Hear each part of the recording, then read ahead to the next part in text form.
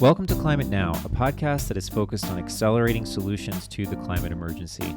We explore and explain the key ideas, technologies, companies, and policies that can help solve the climate and energy challenges that we face today, with the scientists, entrepreneurs, large corporations, investors, and policymakers who are making them happen. I'm your host, James Lawler, and joining me as co-host today is our managing producer, Emma Crow-Willard. Emma, welcome. Hi, James. Good to be here. In today's episode, Emma and I are taking a look at the issues that surround the future of the United States clean energy generation and storage landscape. So the Biden administration has been very supportive, obviously, of the future of renewable energy, setting a target of a net zero power grid by 2035 and complete carbon neutrality by 2050. Now, what we're going to look at today are two different visions for what the future of the power grid could be. So on the one hand, you would have a grid that is dominated by large scale, like utility scale generation. So imagine many thousands of acres of solar and wind generation and storage and large scale batteries. With utility scale generation, the end user experience would stay more or less the same as it is today. The chief difference would be that an ever-growing portion of the power on a ratepayer's monthly utility bill would come from solar, wind, and hydroelectric sources. And then another school of thought endorses a more distributed approach to clean energy. Distributed renewable energy resources, or DERs as they're also known, is essentially small-scale renewable power generating energy on the scale of a single town, neighborhood, or even an individual home. Distributed energy resources includes rooftop solar panels as well as microgrids, by which solar arrays, wind turbine networks, or small dams supply individual communities with power. The key being that distributed energy resources are located in the direct vicinity of where the electricity is being used. So utility scale generation and distributed generation are not mutually exclusive. And of course, achieving a net zero power grid in the US will require a variety of technologies and strategies. But there is a debate about which of these two approaches to emphasize as the U.S. tries to reach its clean energy goals over the next decade. So our guests today bring two different perspectives to the table. First, we have Bill Nussey, who is a tech entrepreneur and author of the book Freeing Energy: How Innovators Are Using Local Scale Storage and Batteries to Disrupt the Global Energy Industry from the Outside In. So in that book, which I highly recommend, and in our conversation with Bill, he makes the case for how distributed energy generation could transform the power industry in the same way that cloud computing transformed tech. And our second guest shares a different view on the matter of distributed energy systems. Paul Denom is a senior research fellow at the National Renewable Energy Laboratory, or NREL, where he and his colleagues research how to introduce clean power into existing grid infrastructure. He also led NREL's 2022 study examining supply-side options to achieve 100% clean electricity by 2035 in the US, and that informed the Biden administration's push for 100% clean electricity. Paul Denom argues that investing in renewable power at the utility scale is the fastest and most effective way to achieve a green energy mix. Now, these two different visions would require different types of grids, and one might think that the answer should be obvious, that it's obviously utility scale generation that should win, because if we do things in a big way, we benefit from economies of scale, et cetera, et cetera. One of our guests today, however, will talk about why that's not necessarily true. And when you're talking about how expensive something is, it really matters that you be precise about who is paying. So expensive to whom? I guess, can I just add that Yeah. I think these two different perspectives, they kind of agree on the same thing, that we're going to need both utility and distributed energy. But on the one hand, we have the perspective of somebody who's an investor and a tech person and thinking about the economics. That's Bill Nussey. Mm-hmm. And on the other side, we have an engineer, a modeler who really did a model and looked at all these different pathways for 100% renewable in the US, and that's Paul Denom. And so he'll talk a little bit about his model and what that showed. And with the challenges around building out large-scale transmission, that's also why we wanted to have this conversation, because that could pose a problem to building more utility-scale Right. and getting it onto the grid and getting it connected, interconnection issues. Right. So I think this conversation is really interesting that we had with these two folks, Emma, because, ultimately this energy transition is about building things in the real world, right? What should be best in an ideal world, in an idealized world, right, is not actually necessarily the cheapest thing or the best thing, the most practical thing, or the thing that will happen in the real world. And so we wanted to tease that out by, as you say, talking to someone who comes from the business world and from the investing world, and then someone who spent his career in a national lab looking at these things from, the modeler's perspective. So we're excited to bring those two perspectives together today to think about what the future of energy production and storage looks like in the United States. Before we dive in, we also wanted to share an update with our listeners about the Climate Now podcast.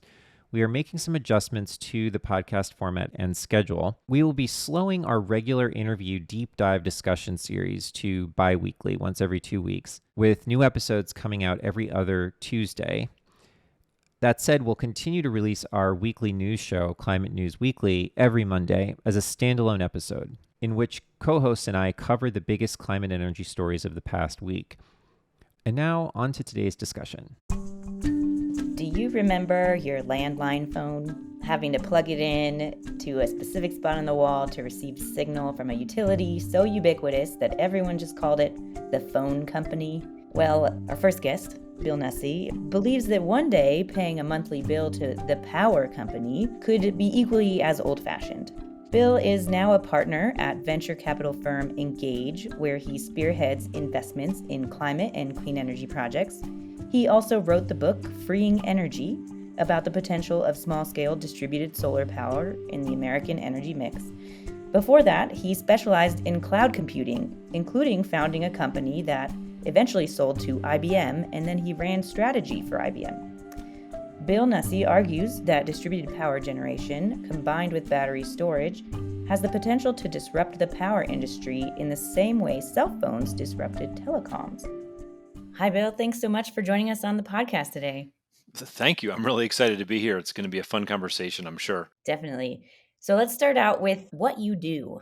What I do is a long journey, but I currently work at a venture capital firm called Engage. And we're a pretty unique firm that was built by the CEOs of a dozen Fortune 500 companies.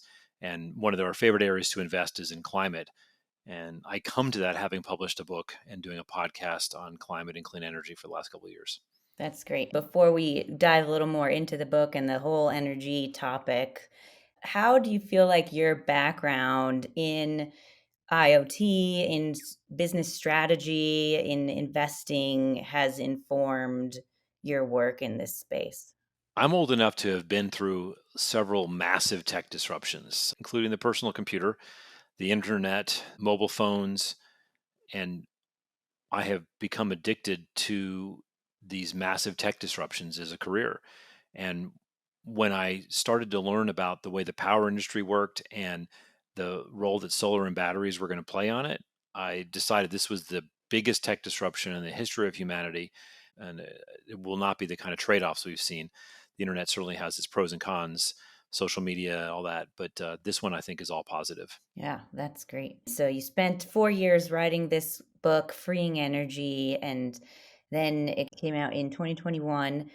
What would you say are the biggest challenges and then the biggest opportunities during this energy transition? Well, I started it with the thesis that everyone shared at the time with the transition to clean renewable energy was going to be substantial and positive.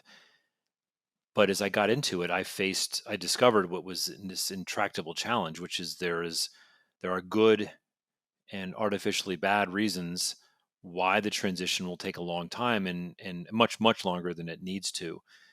And the book ended up being a story about how entrepreneurs are embracing clean renewable technologies to accelerate the transition in a way that's really off most people's radar.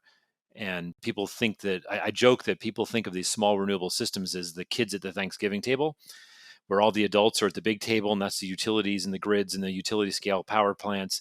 And there's a little kids over there at the table, and the parents like, oh, look, Johnny's eating with his fork all by himself.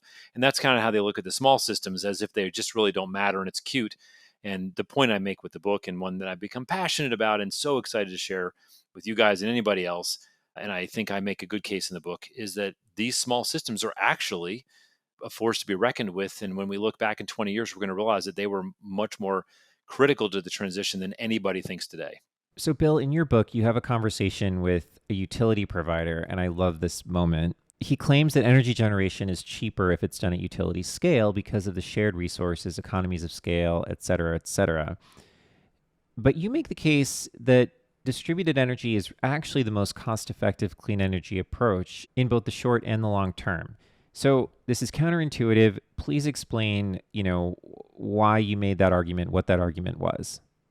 James, I love that you brought this up. This is, I think, the most overlooked point of view around distributed generation that even its largest advocates miss.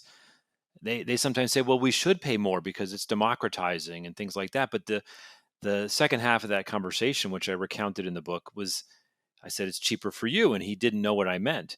And I said, well, if you build a 100 megawatt solar system at a 2 cents a kilowatt hour outside my city, will my electricity bill go down the next day? And he goes, well, no. And I said, but if I put up a 10 kilowatt system on my roof, my electricity bill will go down the very next day.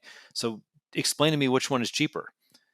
When you're comparing the massive scale of renewable utility scale renewable projects, you're really in a very different market. And in the end, the market that matters the most is the people who are consumers and also people that are voters, which is why I'm confident this will eventually work itself out, which is that in the end, it's cheaper for consumers in almost every case to have solar on their house. If they are fortunate enough to have a house or on their buildings or in their community than it is to get it from utility scale. Don't get me wrong, there's a massive role for utility scale solar, but it's not the universal answer it's made out to be. Why is that? There's a lot of reasons. One is the utilities are largely guaranteed profits in most places, so the incentives are not there for them to pass them along. Second of all, because the utilities who play an incredibly important role in our power system and energy systems, even the biggest solar projects and wind projects are dropping the bucket compared to the legacy systems. So it's decades before the aggregate lowering of costs actually gets passed along. So I think there's, from a practical point of view, even if utilities wanted to lower the price, and I think there's probably some utilities across in the United States where they have put up a lot of solar and the prices have gone down. But by and large, there's no economic incentive given the policies that most utilities are governed by, and just the general fact that it's a drop in the bucket, that the price difference doesn't appear anytime soon for consumers.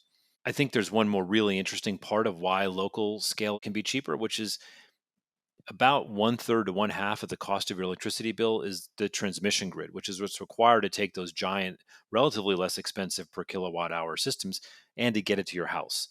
So if you have it on your roof or in a community very near your house or your apartment, then the delivery cost is fractionally smaller or zero.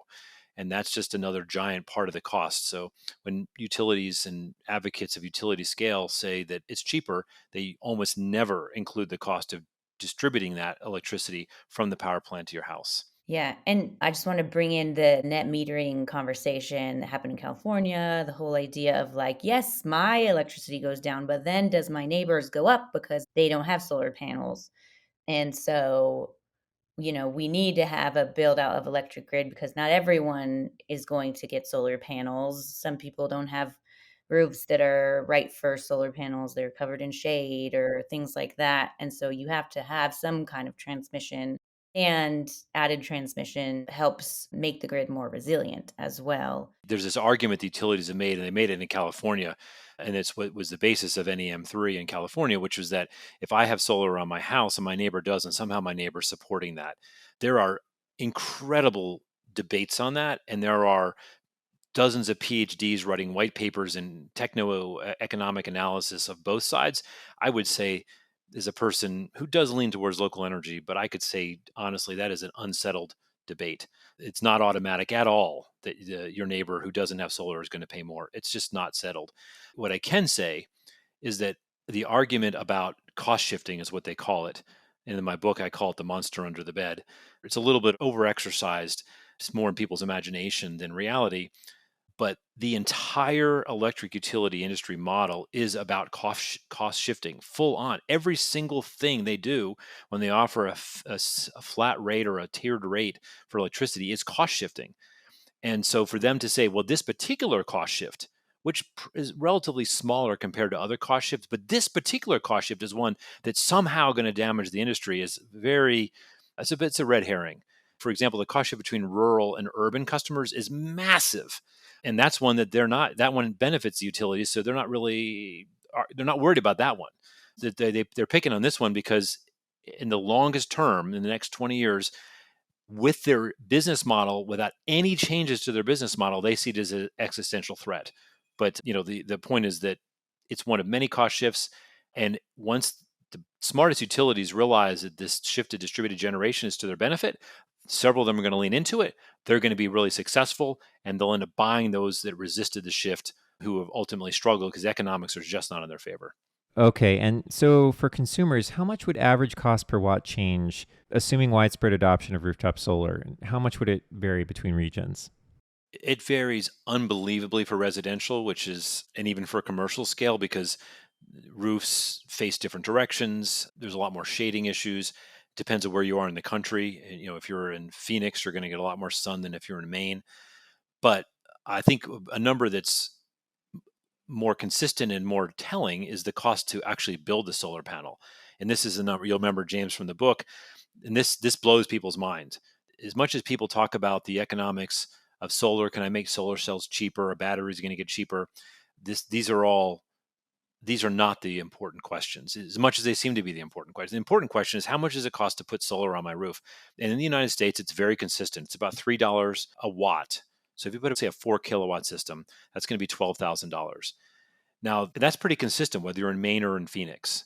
And what's crazy is if you take the exact same model of solar panel and you buy it for the same amount of money, and you take the same inverter and you build that system on an Australian rooftop or a Japanese rooftop, same equipment, someone climbing on the roof, wiring it up, that $3 a watt goes down to $1.10 or $1.20 a watt for the exact same hardware. And why is that? It's red tape. It's red tape. And Australia had this crazy idea like, hey, let's get out of the way of this and let's just make some national policy on it. And all of a sudden, the cost goes down to $1.20 per watt on the roof. And that actually is really close to utility scale costs. So when I had the solar put on my house, the senior person that oversaw the team that did it had to wait in my driveway in his truck twice for an entire morning before the county inspector would come by. The county inspector said, I'll come by on Tuesday. And because the firm that installed it had no idea what the inspector might ask. It could be anything from I want to climb on the roof with you to I want to look at this wiring. So they had their top guy sit in my driveway, and I paid for that, probably tripled the cost of the labor. And in my case, because of the county and utility overlap, he had to come back 3 times and spend a morning in my parking lot, which was probably as many hours as the whole team was on site to put the system in.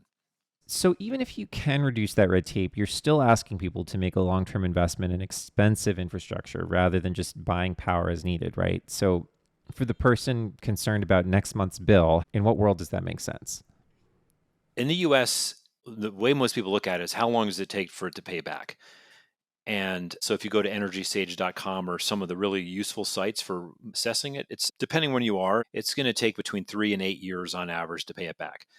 And people get really hung up on this. And I like to make 2 points. First of all, the fact that it pays back means that at some point it's going to be cheaper. The point is, if you said it never will pay back, then it's never going to be cheaper. But it will pay back. It's a question of how long before it's cheaper. If you were going to pay $100 a month for 8 years or 3 years, but at the end of that 3 or 8 years, it's free.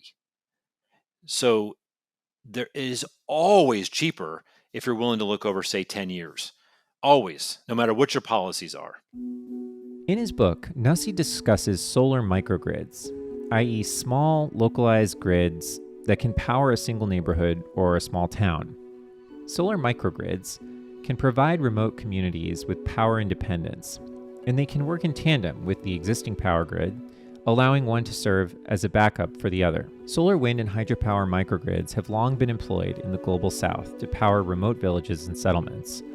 They also provide power stability in disaster-prone areas such as Puerto Rico, where frequent storms and, to put it euphemistically, a subpar traditional power grid have made extended blackouts commonplace. Bill thinks microgrids could be the foundation of widespread distributed renewable power. And the biggest irony for me is that today, even the largest computer systems like Google's cloud, for example, it's not powered by giant mainframes. It's powered by tens of millions of tiny computers. And I think, I don't want to get too nerdy here, but when personal computers became intelligent enough that it was better to use a personal computer than a terminal, which is what used to attach to a mainframe, those took off. And that exact parallel exists with microgrids. And the utilities, who I think will always be here and always do a great role, because the utility can talk to the microgrid just like a mainframe can talk to a personal computer and say, listen, I don't just want you to be this dumb thing I'm having to do all the lifting. I want you to help me do my job. And so I think that's actually going to make grids far more, the big grids, which we need. We need big grids for cities. We need big grids for factories. We need big grids for a lot of situations. We need big power plants for those. But for a surprisingly large amount of situations, we don't need them. And the great news is that the grid's better, smarter, faster, cheaper, more reliable if you work in concert with these small systems like solar battery than if you today. The one of the reasons that utilities don't like solar is it's like a dumb terminal.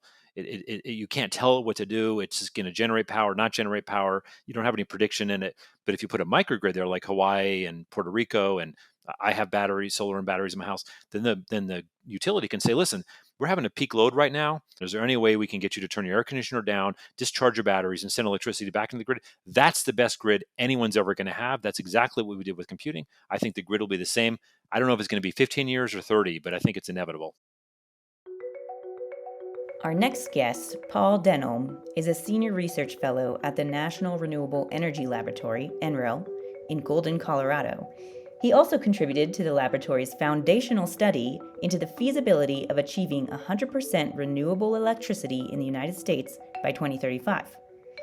Paul Denom also feels that distributed generation will play a role in our power mix, but believes that it's utility-scale generation that will take us over the finish line.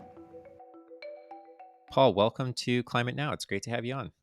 Great. Happy to be here. So let's dive right into the big question of this conversation. And this is one that I'm very excited to hear a perspective on as someone at the forefront of America's clean energy rollout. Sure. It's about to what degree renewable energy integration will involve utility scale infrastructure and what degree will be more distributed energy production. We've also heard from an entrepreneur and author named Bill Nussey, who wrote a book, Freeing Energy, and he is quite bullish on the future of distributed energy generation, solar on everybody's homes, distributed microgrids, etc. Now, in his book, he recounts a conversation with an executive who works at a utility. The executive is arguing with him, saying that you just can't beat the cost of utility scale generation, that generating power on a residence by residence basis is just going to be way more costly. And Bill Nussey answers that by saying, yes, for utilities, that's true, because they have all kinds of costs, transmission costs, legacy costs. And the consumer is faced with paying those costs plus the cost of generation versus, say, just installing solar and battery systems on their own homes, which he thinks will win out in the medium and long term. So I'm curious, based on your modeling, what do you make of that argument? What do you think the future is going to be in terms of how much distributed generation we'll have and how much utility scale generation we'll have? Yeah, so this is a very, very difficult question. It's a fun question, and we talk about these issues all the time at work. I think one of the things is when people talk about distributed generation and distributed resources, is like, okay, what are we really talking about here? At the end of the day, there aren't that many technologies that are quote unquote distributed. I mean, solar's obvious, storage is obvious, but what else is there? So where is the electricity going to come from? Right. And so there's a number of challenges in terms of, okay, well, does that mean we should try and do it all with solar plus storage? Well, what are you going to do in the winter? And what are you going to do about the fact that this nation has among the best wind resources on the planet? And there are many places in the US where wind is just cheaper, period. You know, the Dakotas, the upper Midwest, Texas, just incredible wind resources and very, very cost competitive. You're just not going to beat the cost of wind with solar in North Dakota. And that includes transmission. And so there is this question of, okay, what is the right mix of resources, again, to minimize costs? Now, solar's going to be a huge part of it, and we think it's going to be a huge part of it everywhere. So it's not like you're not going to build solar in North Dakota, because one of the things that's really cool is how well wind and solar work together. So solar's great in the summer, but not so good in the winter. And we have reasonable wind resources, so we do get wind production during the winter. And when you look at the kind of the balance of the resources, it makes a lot of sense to have significant amounts of both wind and solar. And so right away, you're probably not talking about a huge amount of distributed wind. I mean, that is a possibility. So there is such a thing as distributed wind, and there are times where that makes sense. But the cheapest form of getting wind energy onto the grid is these large scale wind power plants, and these can be hundreds and hundreds of megawatts and have just incredible resource potential. Yeah. So let's talk about distributed solar versus central solar, because that's another really interesting question about both the kind of the cost effectiveness and the kind of the technology capacity. So there's a number of different issues. One is the relative resource quality as well as the availability of the resource. So if you were to put solar on every single roof in the country that had uh, roof space available and was not in shade, you still wouldn't get 100% of the nation's electricity. Far from it. I mean, I've seen a lot of different estimates. We've done some estimates ourselves, but maybe a quarter, maybe a little bit more, but that still leaves, well, 75%. So you're not going to get there with just rooftop solar. And that assumes no storage, right? That's looking at demand and comparing with, okay, you have solar on every rooftop. The output is very, very strong in the middle of the day. How is that comparison made, I guess?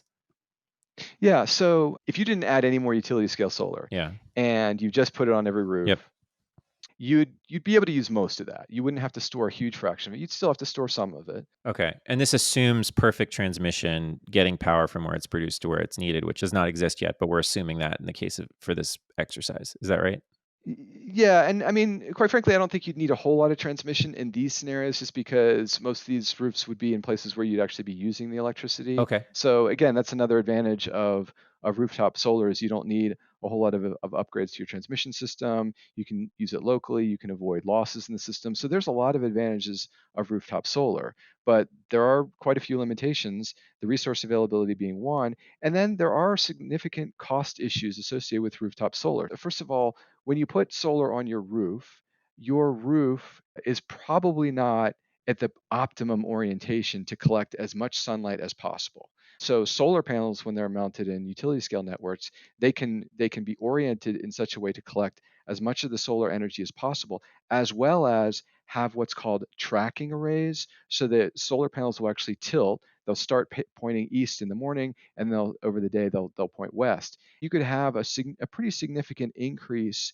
in energy yield from a utility scale solar system as residential, and that quite frankly is going to more than offset the losses. So you're going to lose, in transmission distribution, you're going to lose 7-8% of the energy from a utility scale solar system. That is significantly less than you're going to lose from the fact that you're putting it on your roof and you're not having that kind of optimum orientation. There's also, of course, economy of scale in terms of installation. You're putting in megawatts of solar all at once instead of kind of driving around house to house and putting solar, on the roof. Again, I don't think there's so much that we shouldn't be doing, and I think there are huge potential advantages of distributed. It's just I don't think you're going to be able to do everything with distributed resources. You are Right. still going to need these other resources as well. What do you make on the topic of distributed solar versus utility scale solar? What do you make of kind of the reality of the prevalent cost bases of the companies that that would be offering these things? What I mean by that is if I'm a electricity provider, then I've taken out all kinds of loans to finance power production, and I'm paying those loans out of my revenue, which is the ratepayer dollars that are flowing into my account. So I'm going to charge ratepayers enough to cover the cost of debt on everything that I've built so far. we can't just talk about cost as sort of what does it take to get these things in the ground, because that's ultimately not the cost that's going to matter. Am I thinking about that incorrectly? Well, there's a couple of factors. One is, I mean, quite frankly, a lot of those legacy costs are assets that you're going to continue to use. I mean, a lot of the legacy costs that you're talking about is the cost of building the wires that go to your house and the cost of the transmission network and the cost of power plants that we're still going to use as we make this transition.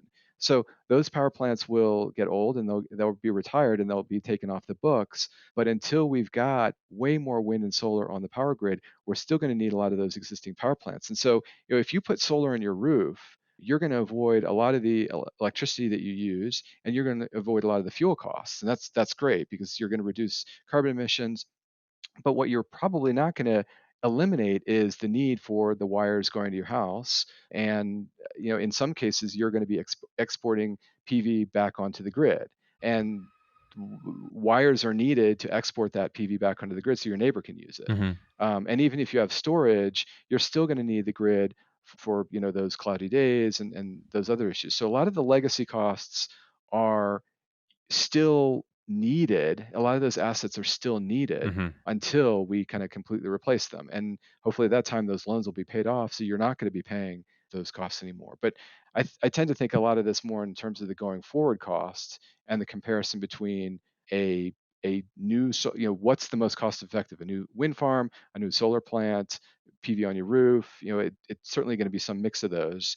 And it's really important that we figure out what the most cost effective mix is, because again, I don't think it's just going to be one thing. It's got to be a mix of these resources, to take advantage of great wind resources, great solar resources. As with Bill Nussey, we also asked Paul Denom for his thoughts on microgrids, especially in relation to the paper he and his colleagues published last year titled Getting to 100%. The paper observed that in a theoretical transition to 100% renewable electricity generation mix, the last 10% would be exponentially harder to achieve than the preceding 90%. So we were curious whether localized microgrids, the kind employed in Puerto Rico, could be a way to achieve that final 10%, especially in rural and remote parts of the country.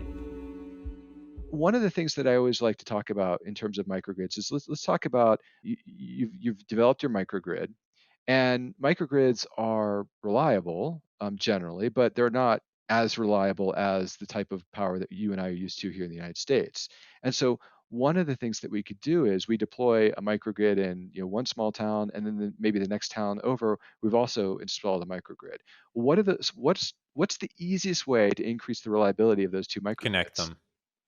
Exactly. Because if one microgrid's got too much solar generation, you can send it to the other. And if you keep doing that, you're going to increase the reliability. You're probably going to decrease the cost because you're going to be running these diesel gensets less and less. Hmm. And next thing you You have a know, grid. you got a grid. Yeah. So huge fan of microgrids for the specific applications. But at the end of the day, in places like the U.S. where you've already got a developed grid, you've got wind. I don't see a way to avoid maintaining and even expanding the grid as we know it because of all the things that it can provide. But as you've looked at analyses over the years, and you've been looking at the grid for a long time, is it the case that the costs that you initially projected in terms of the cost of expanding the large grid, like capital G, have fallen because we've seen more opportunities for local microgrids? Because again, in that example that you described of a bunch of villages, each with their own microgrid, you would presumably not need as robust a centralized grid if you had all these microgrids, right? Because you're just talking about sort of more specific, like more limited times at which the connectivity is important. So as we're looking at like what it will take to improve the big grid, if we have more distributed generation and storage, does that not take the load off a little bit? Somewhat, yes. I mean, again, distributed resources will add reliability benefits, and you can avoid some transmission upgrades. There's no doubt that you can avoid some of the transmission upgrades that you would otherwise need. And we saw this in cases where in the 2035 study where we restricted the development of new transmission. What did we build? A lot more distributed solar Mm. and a lot more distributed storage. and a lot more nuclear, Mm.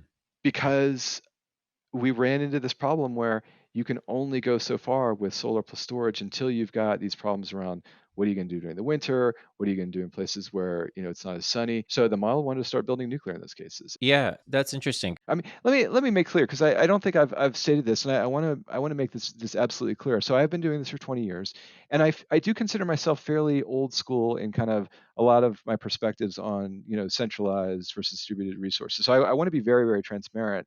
I come out of the big steel in the ground type of perspective, and so I do try and temper that as much as possible. I do try and consider all these technologies, but there are these kind of economy of scale benefits that's hard to get past as much as we try. But again, I mean, I certainly appreciate the improvement of these distributed technologies, and I'm a huge fan. I want to deploy as much of them as possible.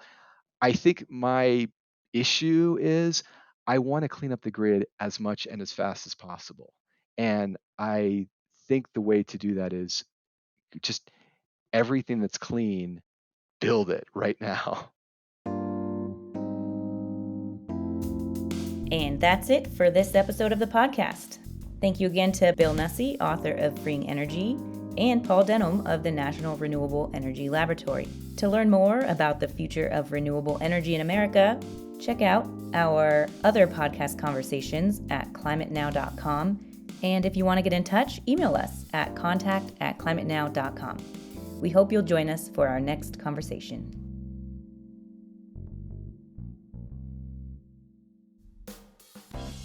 Climate Now is made possible in part by our science partners like the Livermore Lab Foundation.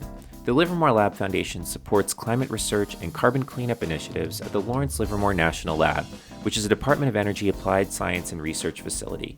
More information on the Foundation's climate work can be found at livermorelabfoundation.org.